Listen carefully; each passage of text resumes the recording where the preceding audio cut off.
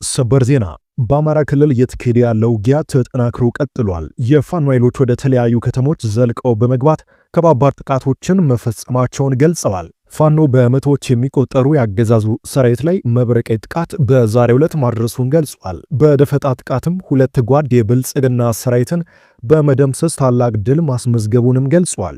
አፋብን ምስራቅ አማራ ቀጠና ድሽቃና ብሬን ተተኳሾችን ጨምሮ በርካታ ሰራዊቶችን የደመሰሰበትን ውጊያ ማድረጉን ገልጿል። በሌላ ግንባርም ሚሊሻው አከርካሪውን ተመቷል። ግዳጅ ለመፈጸም የተንቀሳቀሰው የብልጽግና ሰራዊት በአማራ የቁርጥ ቀን ልጆችም ተዋርዶ ተመልሷል በማለት የፋኖ ኃይሎች ገልጸዋል።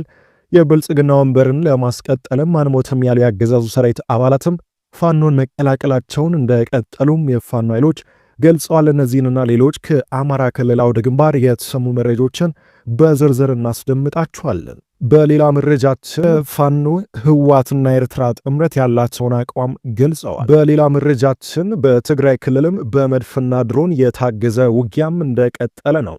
በዛሬው ዕለትም በትግራይ እየተካሄደ ያለው ውጊያ በከፍተኛ ሁኔታ ተጠናክሮ ቀጥሏል። በትግራይ ክልል እንዲሁ በአማራ ክልል ድንበር አካባቢዎችም ከባባድ ውጊያዎች መቀስቀሳቸውን ተከትሎ ከባድ የተቃውሞ ሰልፍም ተካሂዷል። እምቢ ለዳግም ባርነት የወልቃይት ጠገዴ ህዝብም ታላቅ ድምፅ አሰምቷል። ኮሎኔል ደመቀ ዘውዱም የሰልፉን 3 ዓላማዎችም ገልጸዋል።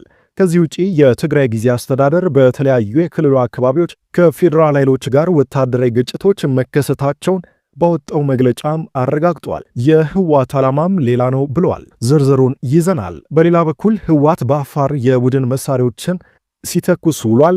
ህወሓትም ደብቆት የነበረውን አሰልጥኖም ያስታጠቀውን ግዙፍ ጦርም በሙሉ በሁሉም አቅጣጫም ወደ ጦር ግንባር ማንቀሳቀሱም ታውቋል። ከዚህ ውጪ የብልጽግናው መንግስትም የህወሓት የጦር መሳሪያ ማከማቻ ናቸው በተባሉ ቦታዎች ላይ ተደጋጋሚ የድሮን ድብደባ ማካሄዱን ገልጿል።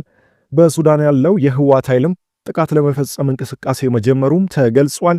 ከወልቃይትም አስቸኳይ መግለጫ ተሰጥቷል። ውድ አድማጮቻችን እነዚህንና ሌሎች መረጃዎችን በዝርዝር አካተናል። ቪዲዮውን ላይክ፣ ቻናሉን ሰብስክራይብ በማድረግ እስከ ፍጻሜው አብራችሁን በመቆየት ሙሉ መረጃውን እንድታደምጡ በትህትና እጠይቃለሁ።